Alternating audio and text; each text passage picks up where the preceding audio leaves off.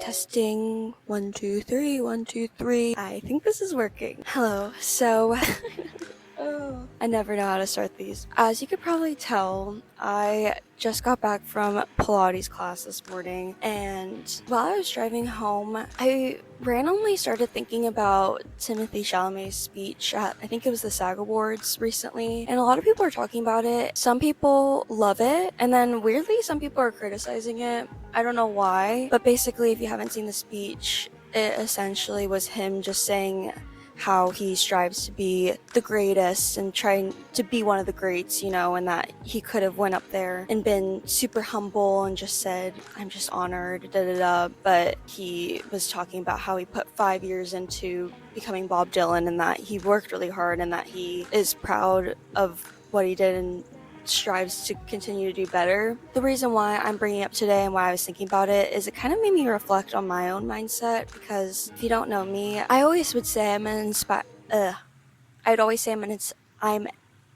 why can I not say that? Aspiring. And I still love music and I still create music every day and I plan on doing music in some way, some form. And my mindset always kind of used to be like that because I've had this dream since I can remember. I always was working and striving and pushing myself to be the best, to be this one thing, to be one of the greats, as, you know, Timothée Chalamet said. And not even to be one of the greats, but just to be one.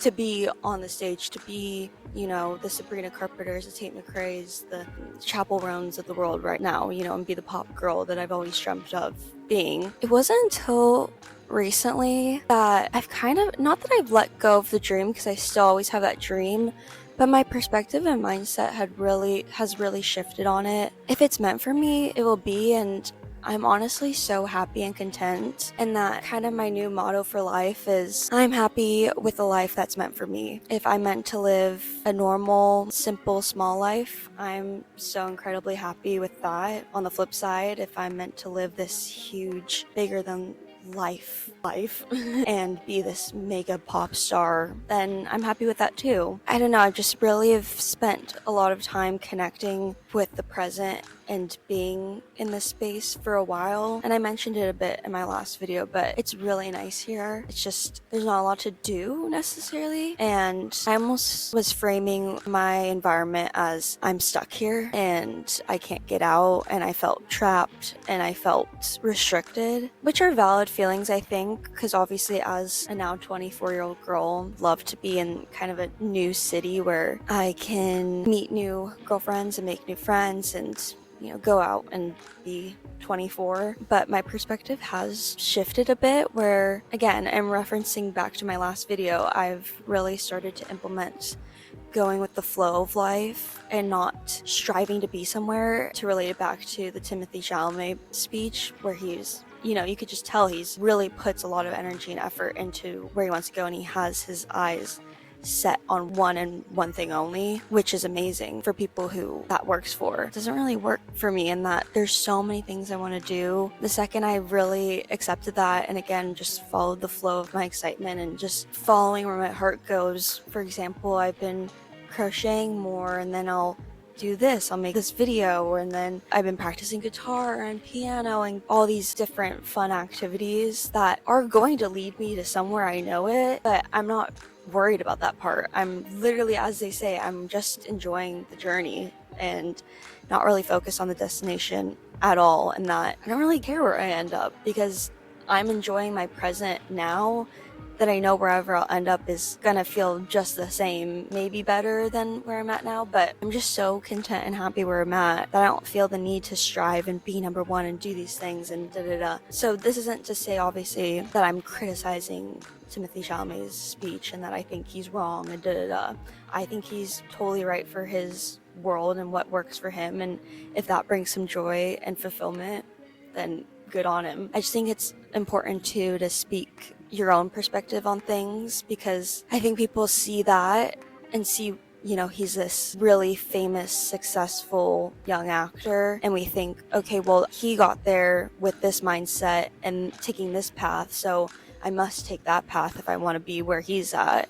And that's just not true. We all are so uniquely individual, and certain things work for us. And yeah, I just wanted to share kind of my perspective and mindset on that because, again, like I said, it's important for people to see. Because I know for me, I'd always fall in that trap. I mean, growing up, I always thought, okay, well, the one way to be successful is I have to show up every single day, no matter what, no matter how I'm feeling, and put in the work. Because if I don't, and if I miss a day or a couple days, then I'm gonna fall behind, and that someone else is out there working just as hard, if not even harder. And that clearly just did not work for me. I don't know, just having this journey and being in this space where I've had the time to sit and reflect and really have no obligations. Like, I'm so grateful for where I'm at because I have honestly no obligations to go anywhere, be anywhere, do anything. And I know that's a huge privilege in this world today, especially just with everything going on in the world. So I'm just like incredibly grateful for that. And in that time and space, I'm going to use it to my best of my abilities of really being in the present and just making it the best I can in the moment. I don't know, that just really has led me to feeling so fulfilled. Like, I don't rarely leave the house. I'll just be here, and I've never loved my life more. Seriously, I've never loved my life more. I don't have many close friends. I don't really talk to people on the regular.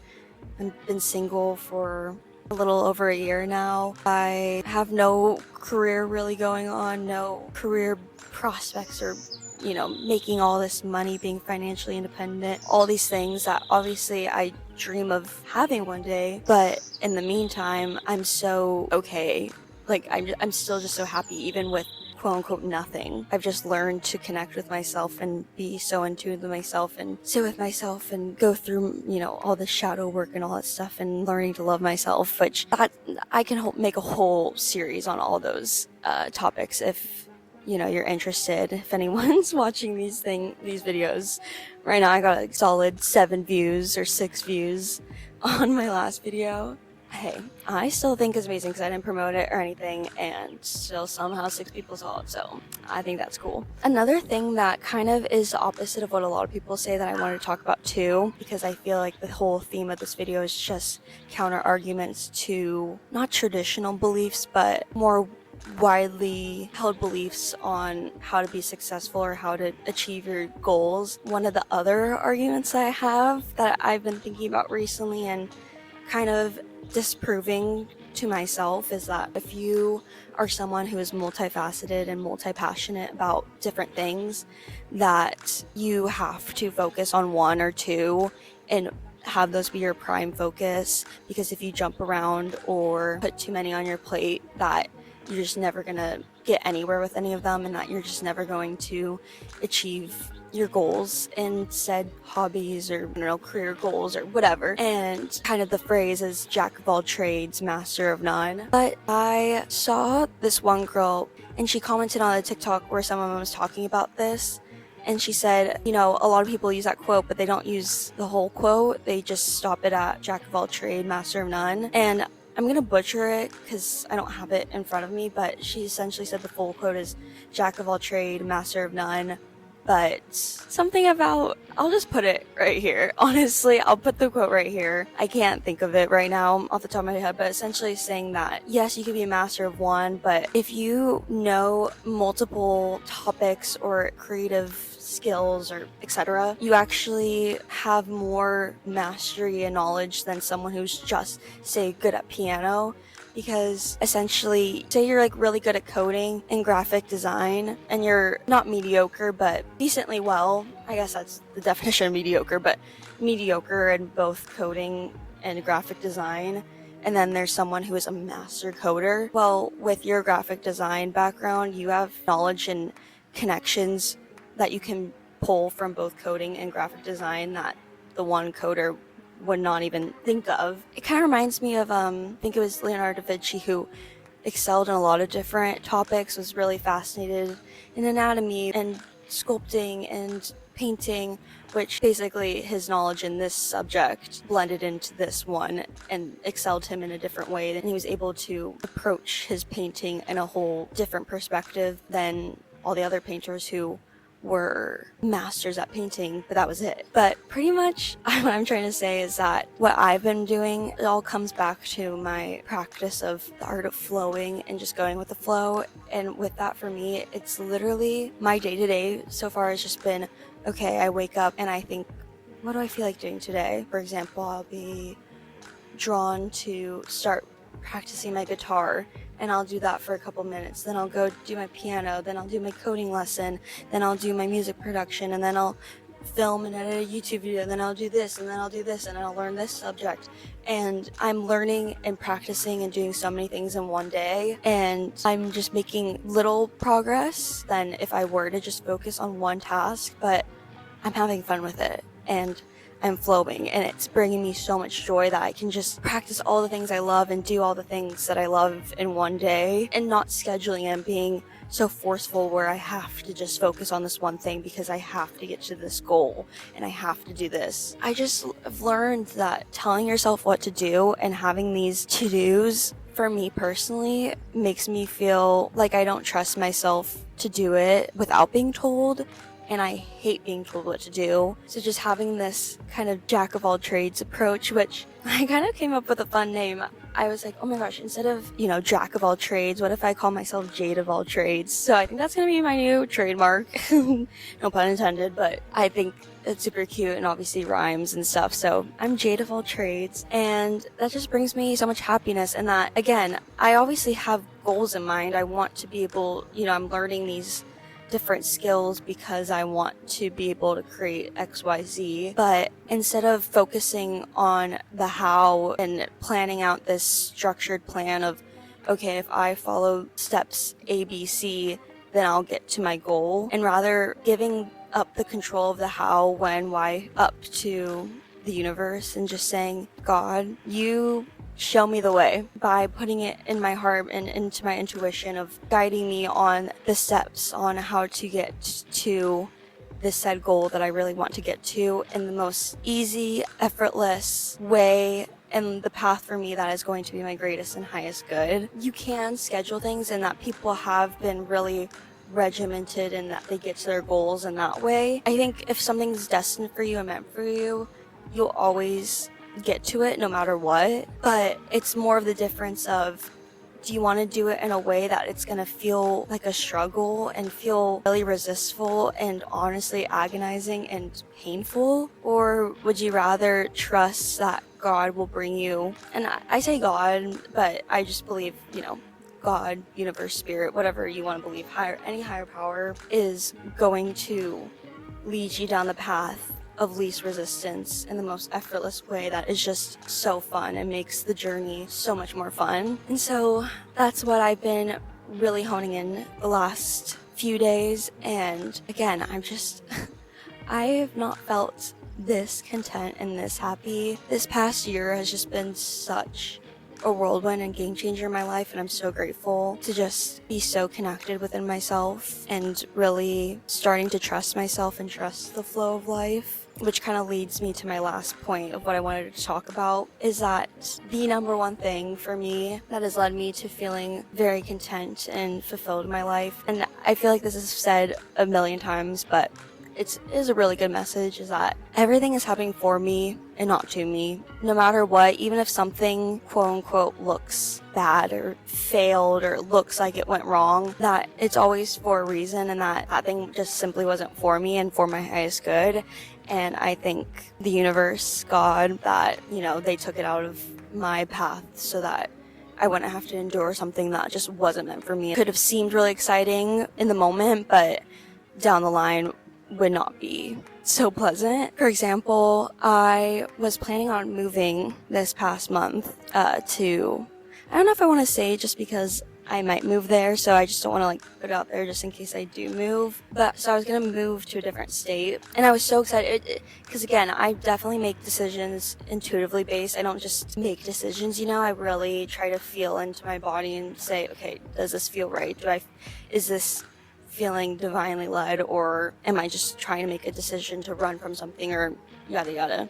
And now looking back, I did think it felt like an intuitive decision, but I think deep down, especially the way that I was viewing my environment now, I think I was more trying to run away from where I was at. So that's probably why it didn't work out. The whole process of trying to find a place and get out there, it just was roadblock after roadblock after roadblock. But I kept trying to push through because I just kept telling myself, no, I feel in my gut I'm supposed to be there. I'm not supposed to be here. I feel it in my gut. Eventually, it just was not going to happen. And I kind of broke down about it and got really frustrated and kind of cursed out at the universe. And I'm like, why? Like, I don't want to be here anymore, da-da-da. And obviously with taking time and space from it and detaching from that, I really realized that, okay, yeah, maybe that wasn't for me. And maybe I will move there one day. And maybe I'll move there this year. But just not right now at this moment. And I'm so glad I didn't because, again, I'm still in the same place, but my perspective and view of where I'm at right now has shifted tremendously in the last few days and last week or so that I'm just so content and happy, like I've said a billion times in this video. And who knows, if I did end up moving there, that maybe it would have felt like a struggle the whole time of just trying to keep up paying rent and, you know, all these different expenses and making new friends and being in a new environment. You know, maybe I would have hated it and it would have been so awful and that it would maybe send me down in a different path that just wasn't aligned with me at all. So if I didn't have the mindset of everything happens for me, I think I would have been really disappointed of, oh, like I was so excited to do that. All that to say is just pretty much the key to my happiness has really been obviously the two other things, following, you know, all my passions and my desires, Jade of all trades, as I said, and not forcing myself to stick to one thing because everyone else tells me that's the way to success, but instead following what feels good to me. And then, as I said before, having goals and writing them out, but not necessarily creating the how and just allowing the how to come to you and just being content and happy in the present moment, no matter where you're at in your journey. So those two things are obviously really important, but I think the takeaway of this video, if you take away anything from this video, is that I think it's just everything happens for me. And if you really think about it, this world is meaningless. Life is genuinely meaningless. There's really no point to life. And so with that, you have the freedom to create the meaning and purpose and point to it. So you can create a negative meaning to it or you can create a positive meaning to it. In every situation, you can always find the positive. And of course, that goes into the debate of like toxic positivity, which it's not feeling your feelings and not feeling disappointed or upset. I mean, this fly is driving me insane. I think that's a sign to wrap it up. So it's not about not feeling your feelings and to not ever feel disappointed or sad that something didn't work out. Of course, feel those feelings, but there's a difference between being positive and being always trying to be happy. Positivity doesn't mean equal happiness as in the emotion. Positivity is just, you can be really sad and disappointed. When I was going through my breakup, obviously I was devastatedly heartbroken and so sad and would like cry every single day, but my mindset was still, this didn't work out for a reason, and that I'm really glad though I got to experience this portion of my life with this person and got to live out these memories that I'm gonna miss so much, and yada yada yada. So there's like a difference. It's not about, I think when people say toxic positivity, it's when people mistake being positive all the time as trying to be happy all the time, and it's really not the same thing. It's impossible to be happy all the time. That's an emotion, and all emotions are fleeting. And